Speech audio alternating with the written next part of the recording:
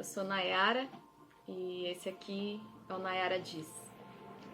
Repito que não tenho grandes pretensões, nem acho que a minha opinião seja indispensável ou melhor ou mais importante que a de outras pessoas, mas entendo que, como cada ser humano entende a realidade de um jeito diferente, que com o meu posicionamento eu posso contribuir para esse panorama de visões sobre o tema.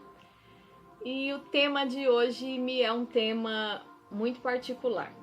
Hoje nós vamos falar a respeito de depressão. E depressão é um tema que se tornou recorrente nas minhas redes sociais, visto que é o tema do qual eu mais obtenho retorno. Pessoas se identificam comigo, pessoas se sentem encorajadas quando eu falo sobre depressão, pelo seguinte fato de que, é claro que num âmbito restrito, eu sou uma pessoa pública para um pequeno número de pessoas, e nesse pequeno público as pessoas entendem que, por eu ser teóloga, missionária e pastora, que eu sou uma pessoa bem resolvida, segura, cheia de fé. E então, quando elas descobrem que, sendo eu quem eu sou, eu tenho depressão, eu me trato de depressão, eu acredito que se sentem confortadas por pensar, nossa, se tem uma pessoa que eu reconheço como uma pessoa super 100% e ela enfrenta esse tipo de problema, então eu não estou tão mal assim, eu não sou a pior pessoa do mundo, por assim dizer. Então, eu nunca parei de falar sobre isso, mesmo não sendo a minha área de estudos e atuação. Vale lembrar que quem pode falar de modo mais decisivo sobre o tema são as pessoas da área da psicologia e da psiquiatria, porque trabalham a doença da depressão em âmbitos diferentes. Eu sou uma paciente e ao mesmo tempo conselheira de pessoas com depressão. Então a minha contribuição é mais como um testemunho, não é um depoimento técnico, embora seja quase impossível não ter acabado conhecendo mais a respeito da doença desde quando eu fui acometida por ela. Bom, depressão ainda é um tabu na sociedade, especialmente dentro do mundo religioso.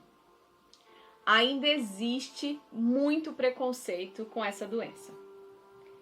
Ela ainda é vista por muitos como falta de fé, como falta de espiritualidade, como frescura, como preguiça, como falta do que fazer. E como é que a gente percebe que as pessoas ainda não entendem a depressão como uma doença? Mais especificamente no meio religioso, quando alguém fica sabendo do estado emocional ruim de alguém, ou mesmo essa pessoa compartilha e a pessoa diz assim: você não acha que você deveria orar mais?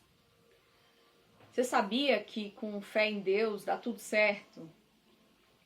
Para os que não puxam para o lado religioso, as perguntas são parecidas com: por que você não vai passear? Por que você não vai para academia? Por que você não faz brigadeiro? Por que você não faz as coisas que você gosta? Essas perguntas, elas podem ser feitas na inocência, com a melhor das intenções, mas elas machucam muito quem as escuta. Quando eu ouvi essas coisas, o que eu tinha vontade de responder e não o fiz para ser educada, era assim: pessoa, tudo o que eu queria era fazer um brigadeiro. Tudo o que eu queria agora era fazer as coisas que eu gosto com prazer. Fulano de tal, eu queria tanto que o que eu já oro e já pratico de espiritualidade tivesse sido suficiente para melhorar a minha condição. Só que o que acontece é que essa doença não diz respeito nem sobre a fé, nem sobre o caráter de alguém. Embora toda doença tenha um componente genético e outro comportamental, ou seja, você adquire uma doença porque você tinha no seu corpo uma possibilidade que ela viesse a existir. E você, com as suas experiências de vida, ajudou essa doença a se formar. Quem só tem a genética não vai ter a doença. E quem só tem o ambiente, as circunstâncias favoráveis, também não vai ter. É uma composição das duas coisas. Circunstâncias de vida com questão genética. E o que acontece? Quando a gente tem uma doença, embora a gente tenha parte da responsabilidade por ter sido acometido por ela, não se pode dizer que é nossa culpa estar doente. Eu acho que a maneira mais fácil de tentar explicar que a depressão é uma doença é falar das doenças que nós temos como populares. Então, hipertensão, a pressão alta, diabetes tipo 2, problemas cardíacos, como arritmia. Alguém chega para você e te conta que está com um determinado problema de saúde. Descobriu num exame, passou mal e foi ao pronto-socorro, seja como for. Eu não me lembro de ver alguém, ao ver alguém contar, nossa, descobri que estou com pressão alta, e dizer para a pessoa, nossa, mas você é irresponsável, hein? Você come comida salgada há muito tempo, né? Você não tem vergonha de você estar com a pressão nesse número? Eu não me lembro também de alguém, ao contar que está com diabetes, de alguém dizer assim, mas você não acha que você deveria buscar Deus por o açúcar do seu sangue ficar ok? Você não acha que você deveria sair um pouco de casa, não ficar só deitado, porque com certeza a sua glicose voltaria ao normal?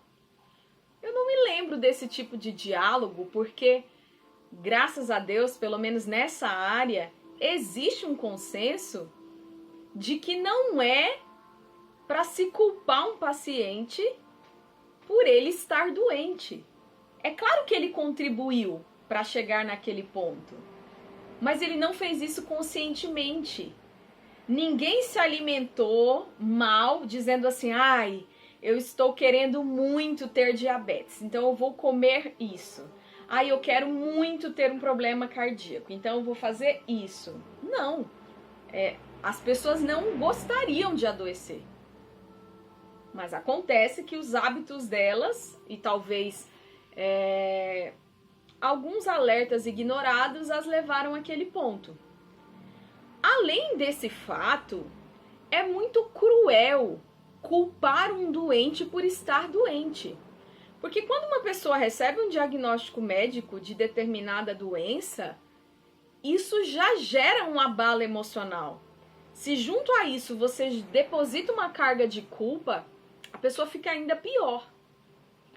Então, pensando nessas doenças, eu te digo, como uma pessoa que provavelmente, mesmo que não saiba, convive com pessoas depressivas, quando você souber de alguém que não está bem e que, tendo a ousadia e a coragem de buscar tratamento, chegar ao seu conhecimento de que essa pessoa está fazendo terapia, de que essa pessoa está tomando remédio psiquiátrico, se você não tiver nada de empático a dizer, não diga nada. Então tente não disseminar a ideia de que uma pessoa que deixou de fazer as coisas que ela gostava, que tem faltado ao trabalho, que só quer ficar deitada, que essa pessoa é preguiçosa ou é uma pessoa sem fé. Às vezes é uma pessoa que tem mais fé do que você, mas está doente. E embora toda doença tenha um componente de responsabilidade do paciente, não é culpa da pessoa estar assim. Eu começo por essa questão, né? Lembrar que depressão é uma doença. E não é uma doença pior que as outras doenças, é simplesmente uma doença. É uma doença que acontece por uma... como que eu vou dizer? Eu não quero usar termos muito técnicos por não ser da área, né? Mas só como paciente.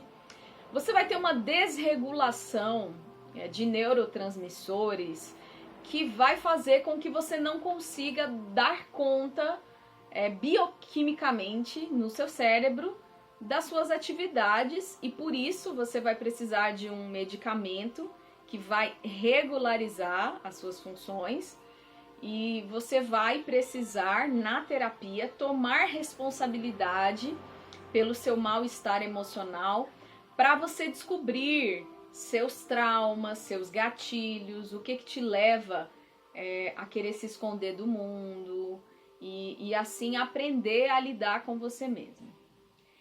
Existe uma ilustração que foi feita há muito tempo. Ela é muito propícia para explicar, mas é uma pena que o nome que foi dado a ela tenha sido que a depressão é um cachorro preto. Sendo contra o racismo, me desagrada um pouco que para falar de algo ruim se use a cor escura, embora as pessoas de raça negra não sejam compostas por uma cor, mas por uma raça. São seres humanos, não são objetos. Mas seja como for, se você quiser olhar na internet, a depressão é um cachorro preto. A ilustração é muito boa, embora eu quero que você entenda que a depressão não tem cor. Que a depressão pode ser branca, pode ser amarela, pode ser azul. Não existe nada de errado com a cor escura. Embora acabe se usando essa cor para se atribuir a coisas ruins. É algo a mudar no nosso vocabulário com o passar do tempo. Mas esse vídeo vai contar de uma pessoa que tinha um cachorro que era como se fosse uma sombra, e essa sombra foi crescendo até um dia que esse cachorro se tornou maior que a pessoa. E esse cachorro tirava a vontade da pessoa sair, fazer as coisas que ela gostava. No final da ilustração, o cachorro continua existindo, mas agora de uma forma domada, controlada. Isso significa que, muito parecido com outras doenças, a gente controla e não exatamente a gente evolui para um estágio sem aquilo.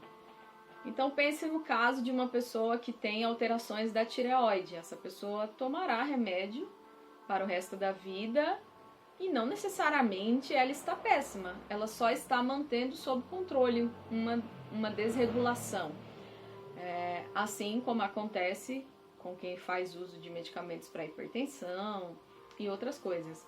Isso não quer dizer que todo depressivo vá continuar usando remédio continuamente, até porque dentro dos remédios psiquiátricos existem os que causam dependência, existem os que não causam dependência, existem os que são ansiolíticos, existem os que não são, então existe uma classe extensa, mas seja como for, eu gosto de relembrar que o remédio psiquiátrico ele não te cura, ele apenas te ajuda a se equilibrar, mas que o que vai curar é a sua disposição dentro de um tratamento terapêutico em se autoconhecer, em descobrir seus medos, seus gatilhos, para que você aprenda a conviver com o seu lado ruim, com as suas dores.